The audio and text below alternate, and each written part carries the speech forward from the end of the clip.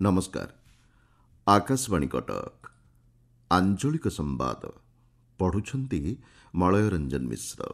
आसंता आर्थिक वर्ष पर विधानसभा उपस्थापित बजेट समृद्ध ओडिशा 2036 भित्ति स्थापन करिबो बोली मुख्यमंत्री मोहन चरण माझी कहिसंती।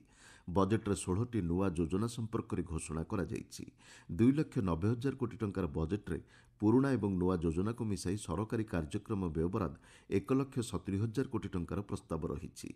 प्रशासनिक व्यय बाबद 1,08,000 कोटी टंका बराद होईछि। बजेट्रे भित्तिभूमि विकास, नगर उन्नयन, कृषि और जलसेचन, पुंजीनिवेश, बंदर भित्तिक शिल्पायन, क्रीड़ा, शिक्षा, स्वास्थ्य, सामाजिक सुरक्षा, महिला और शिशु विकास एवं अनुसूचित जनजाति और अनुसूचित जाति विकास क्षेत्र उपरे गुरुत्व प्रदान करा जायछि बोली मुख्यमंत्री कहिसंती। जो लक्ष्य अच्छी 2036 सुधा ओडिशा को समृद्ध ओडिशा हिसाब से देखा एवं से ये जय यात्रा आरंभ होईछि आम नुआ सरकार से आम गोटे बड़ लक्ष्य रखिकी ओडिशार लोकंकु स्वावलंबनशील करने सहित प्रत्येक क्षेत्र में आगू जावाई आम निरंतर भाव में ये कम करने ये प्रक्रियाकरण आम आरंभ करूँ। आमर बड़ लक्ष्य रही 2036 मसीहा सुधा 500 बिलियन अमेरिक डॉलर अर्थनीति रे आम ओडिशा को परिणत करूँ।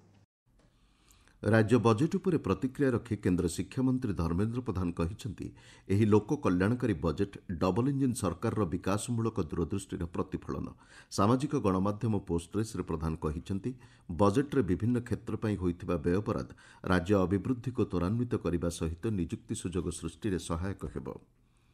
जातीय शिक्षानीति 2020 संपर्क में शिक्षक समाज मध्य व्यापक सचेतनता वृद्धि नहीं राज्यपाल डॉक्टर हरिबाबू कंभमपाटी गुरुत्व आरोप करिसेंती। राजभवन उच्चशिक्षा विभागर कार्यस्थिति संपर्क में समीक्षा करी राज्यपाल उच्चशिक्षा को अधिक त्वरान्वित करने परामर्श देइछंती। बैठक में उच्चशिक्षा मंत्री सूर्यवंशी सूरज और विभागीय कमिशनर तथा शासन सचिव अरविंद अग्रवाल प्रमुख उपस्थित थिले। भारतर मुख्य निर्वाचन कमिशनर भावे ज्ञानेश कुमार आज दायित्व ग्रहण करेंगे। 2029 जानुआरी 26 तारिख पर्यंत ज्ञानेश कुमार यह दायित्व में रहिबे। ज्ञानेश कुमार को पदोन्नति सह हरियाणा कैडर वरिष्ठ प्रशासनिक अधिकारी विवेक जोशी को निर्वाचन कमिशनर सदस्य भावे नियुक्त करा जायछि। मुख्य निर्वाचन कमिशनर भावे दायित्व निर्वाह करुवा राजीव कुमार कार्यकाल आज शेष होइछि। ओडिशा, झारखंड, पश्चिमबंग, छत्तीसगढ़ और केरल आदि 5टी राज्य को नहीं आंचलिक समीक्षा बैठक अनुष्ठित होईछि। केन्द्र सामाजिक न्याय और सशक्तिकरण मंत्रालय द्वारा भुवनेश्वर आयोजित यह बैठक में न्याय और सशक्तिकरण को नहीं केन्द्रीय योजनागुड़िकर कार्यकारिता उपर समीक्षा करा जायछि। मंत्रालयर शासन सचिव अमित यादव अध्यक्षतार अनुष्ठित यह बैठक में 5टी राज्यर विभागीय उच्च पदाधिकारी जोग देइथिले। आसंता आर्थिक वर्ष पर खुचुरा विद्युत मूल्य निरूपण निमंते ओडिशा विद्युत नियामक आयोगों पक्षर जनशुणाणी होईछि। ओएचपीसी और ओपीजीसी पक्षर प्रस्तावित मूल्य संपर्क में तथ्य उपस्थापन करा जायतिला। ओपीजीसी पक्षर विद्युत मूल्य वृद्धि नहीं प्रस्ताव उपस्थापन करा जायथिबा बेले एहाको उपभोक्ता महासंघ पक्षर विरोध करा जायछि। राज्य उच्च माध्यमिक शिक्षा परिषद द्वारा परिचालित वार्षिक युक्त 2 परीक्षा आज आरंभ होगी। सकाल 10टारू अपराह 1टाए पर्यंत परीक्षा समय निर्घंट होईछि। चलित वर्ष 3,93,618 जन छात्र छात्री युक्त 2 श्रेणी परीक्षा देउछंती। एथिपाई 1,276टी परीक्षा केन्द्र स्थापन करा जायछि। परीक्षार सुपरिचालना पई परिषद पक्षर व्यापक व्यवस्था ग्रहण करा जायछि। सकाल 8:30 सुधा परीक्षा केन्द्र में प्रश्नपत्र पहुंचाइबाकू परिषद पक्षर पदक्षेप निया जायछि।